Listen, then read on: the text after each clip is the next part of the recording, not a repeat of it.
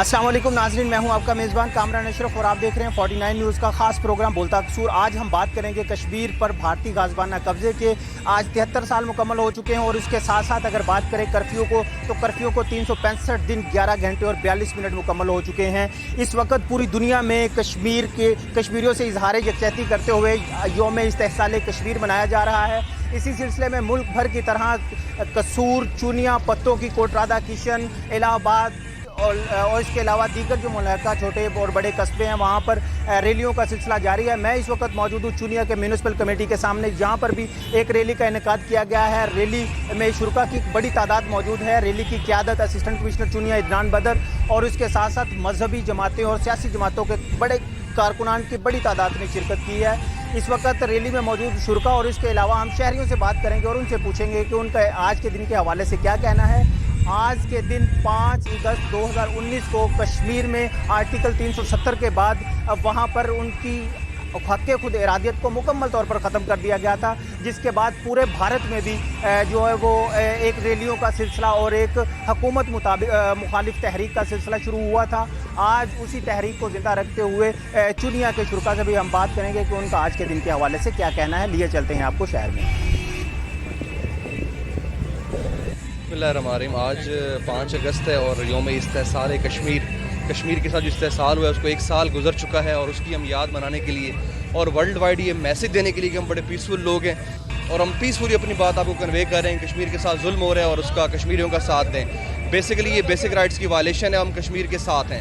اور آج یہاں پہ اتنی عوام نے اکٹھے ہو کے یہ ثابت کر دیا کہ کشمیر ہمارا حصہ ہے، اور چونیا کی عوام نے، قصور کی عوام نے یہ ثابت کر دیا، اور انشاءاللہ تعالیٰ ایسے ہی پورا پاکستان ایسے ہی حکومت پاکستان کے ساتھ ہے۔ اور سب سے اہم بات یہ ہے کہ جو نیا نقشہ حکومت پاکستان نے جاری کیا ہم اس نقشے کو خوش آئند قرار دیتے ہیں اور ہم حکومت پاکستان کے ساتھ ہیں۔ یہ ثابت کر دیا ہے کہ ہم ایک قوم ہے اور سب لوگ کشمیریوں کے ساتھ ہیں، اور انشاءاللہ تعالیٰ ہم اس جدوجہد کو پرامن طریقے سے جاری رکھیں گے اور اخلاقی امداد ہر طرح جاری رکھیں گے۔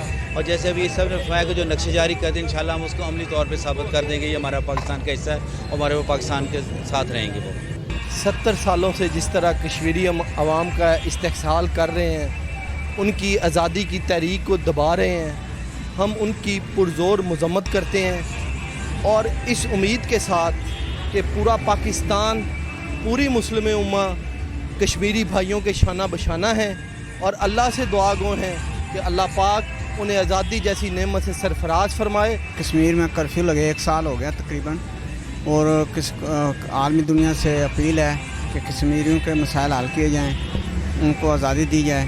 انہوں نے جی سارا آزاد کرو جی، انہوں نے ادھر اپنا پاکستان والے پاویں لگے پھر کشمیر پاکستان بنانا چاہتے ہیں اور اس کو آزاد کرنا چاہتے ہیں۔ کشمیر بنے گا پاکستان جی، بہت ماڑا ہو رہا ہے، انہوں ظلم ہو رہا ہے، انہوں نہیں ہونا چاہیے، انہوں نے نہیں ہونا چاہیے، وہ نہیں ہونا چاہیے، جو ہو رہا ہے وہ ظلم ہے، اس کو دیکھنا چاہیے، ورلڈ کو دیکھنا چاہیے، سوچنا چاہیے کیا ہو رہا ہے یہاں پہ۔